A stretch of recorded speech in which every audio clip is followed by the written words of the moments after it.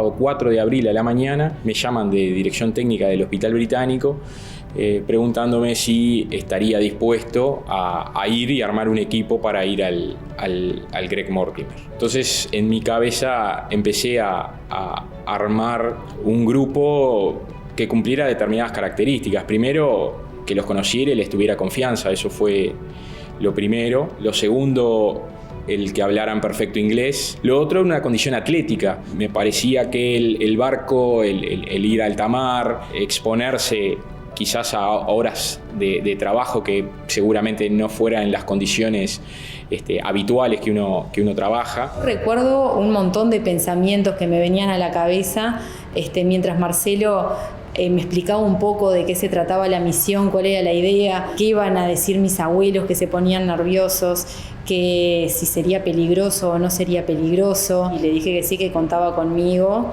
y bueno, y no me arrepentí. El día previo, el día anterior, yo conversando con mis compañeros un poco en tono de broma, dije, bueno, si esta gente necesitara que fuéramos, yo iría si me preguntaran. Fue una simple premonición, pero qué casualidad que al otro día me llaman de la dirección técnica para ver si quería formar parte de la ida al crucero para evaluar a los pasajeros y a la tripulación. Por supuesto que dije que sí, ¿no? Me pareció algo interesante y me pareció que podía dar una mano con eso. Creo que tenía cierto aporte de quedar ahí. Todos me dijeron sí de entrada, no hubo dudas. Y también la contrapartida es que otra gente, cuando volví o se enteró de todo esto, nos decía, no me llamaste, me hubiera llamado, yo estaba. Lo que sentí fue en realidad un reconocimiento y un agradecimiento de parte del propio hospital, ¿no? que consideró que yo estaba preparada para poder cumplirlo. No dudé, porque al hacer trabajo extramuro en el hospital me imaginé que era un poco más de lo mismo. Consideré en ese momento que tenía que ir porque, bueno, como iban mis compañeros, como que sentí que en ese momento yo les daba la seguridad que necesitaban. Y bueno, inmediatamente ya teníamos el grupo de 9 personas y ahí empecé a programar y a diagramar 3 grupos de 3 personas, una nurse y 2 médicos, cada uno con un médico que hablaba perfecto inglés, y surgió un poco cómo sería la operativa. A todos nosotros nos pasó de tener algún grado de ansiedad y demás, de cierto temor, si se quiere, también por no saber, sobre todo, con qué nos encontraríamos.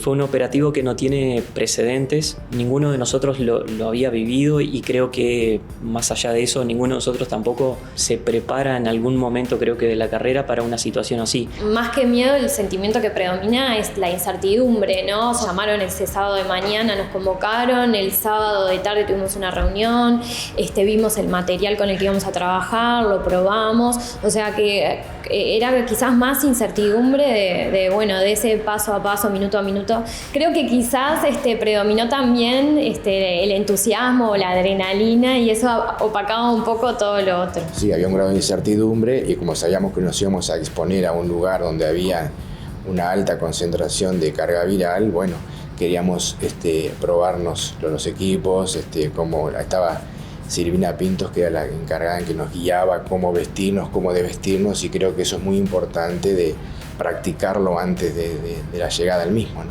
Y básicamente el objetivo era hacer un triage, y eso lo tenemos bastante claro de cómo hacer. Había que implementarlo en esa situación, en un crucero en alta mar con gente enferma.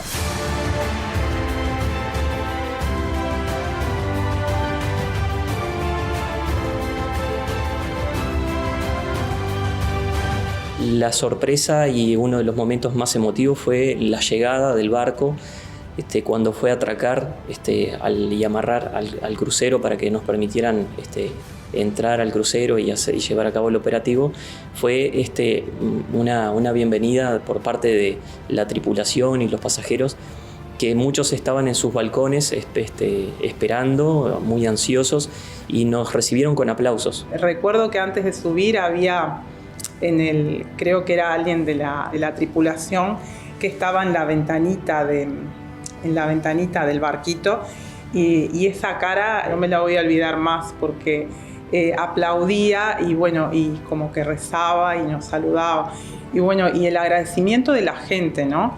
Que eso después lo vivimos en cada uno de los camarotes que entramos, porque las personas lo único que hacían era agradecer. Después vino la parte del vestir, el atraque, y ahí vimos quizás el primer gran obstáculo al que nos íbamos a enfrentar, que era el saltar de un barco a otro. Uno pensaría, esto es sencillo, cruzo por un puentecito con barandas y no era así.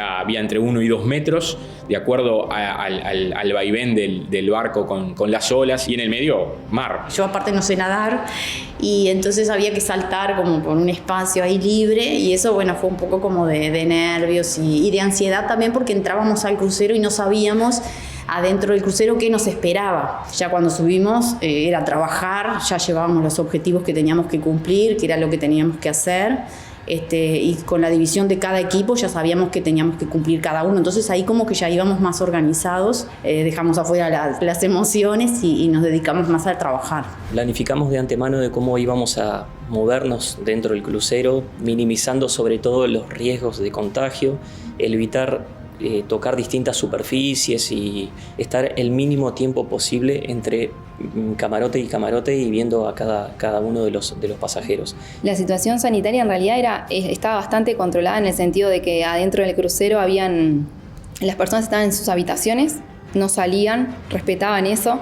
Veías que habían capaz que algún tipo de indicio de que habían dejado alguna bandeja o algo, como que no tenían contacto entre ellos. Recuerdo sobre todo sensaciones, recuerdo la sensación de como de encierro, de mucho calor, con todo el equipo de protección personal puesto. Era una sumatoria de cosas. No solo la dificultad de llevar a cabo la misión por el equipamiento que utilizábamos, el traje de protección personal que nos daba toda la seguridad, pero por otro lado también nos limitaba en la movilidad, pasábamos muchísimo calor, poca visibilidad porque las gafas también se empañaban y por momentos no veíamos mucho más que siluetas. Cada grupo evaluó entre 35 y 40 personas. Uno percibía que estábamos cansados todos, el barco se movía y por momentos, por la situación en la que estábamos, que no habíamos ingerido mucho líquido desde que nos vestimos hasta el final de la tarea. Imagínense que estábamos 5 horas más o menos, que fue lo que duró la tarea, sin comer y sin beber. Yo les preguntaba a mis compañeros, ¿el barco se está moviendo o estoy mareado? Y ellos me decían, no, el barco se mueve y bueno.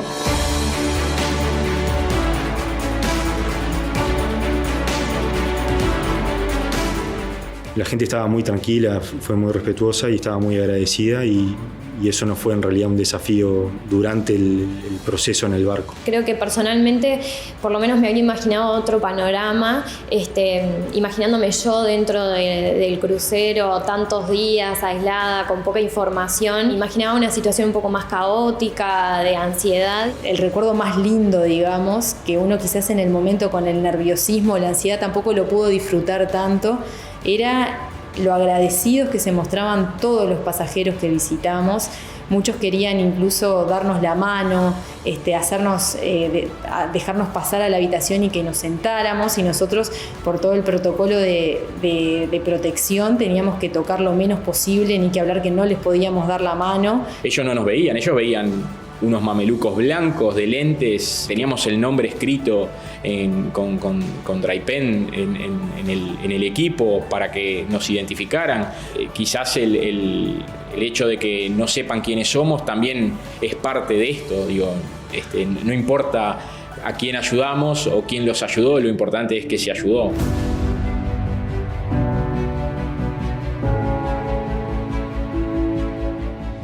Los pasajeros, cuando nos íbamos, se asomaron todos a sus balcones, nos saludaban, nos aplaudían, muchos con carteles caseros.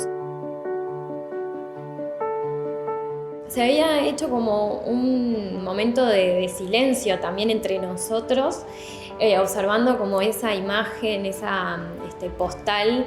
Si cayeron algunas lágrimas, no sé, porque no quería ni mirar para atrás, estaba tratando de contener las mías también. Creo que a todos de alguna manera nos emocionaba, aunque no nos lo compartiéramos o no nos dijéramos, estábamos todos emocionados por lo que habíamos logrado. Cuando llegamos acá al hospital, en realidad yo me separé un poquito del grupo porque teníamos que llevar materiales que los llevamos a otro lugar para procesarlos lejos del hospital. Y cuando iba subiendo, lo que pensé es, bueno, este hospital que es un barco también para nosotros, ¿no? Y mal o bien, todos los médicos y enfermeras que fuimos desde este hospital que es un barco, mandó marineros a ayudar a otro barco que estaba con dificultades, y creo que eso en realidad se trata la vida, ¿no?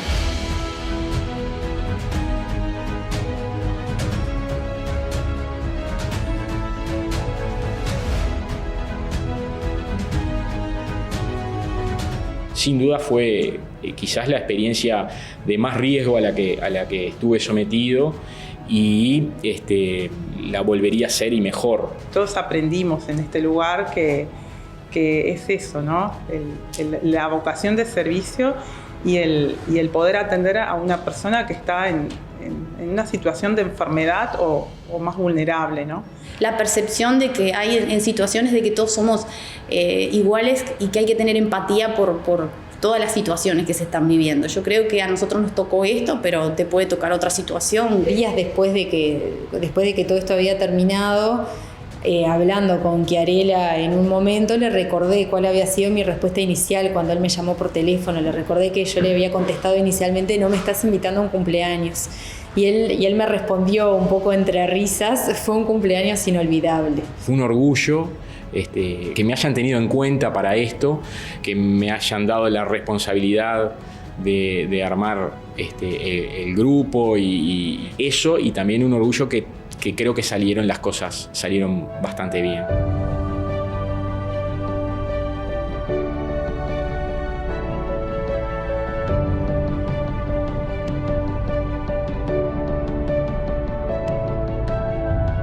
After I arrived at the Hospital Britannico, I was given further tests, coronavirus tests, blood tests.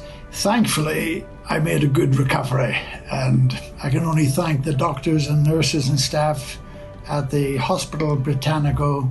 I felt I was being looked after, being cared for by family.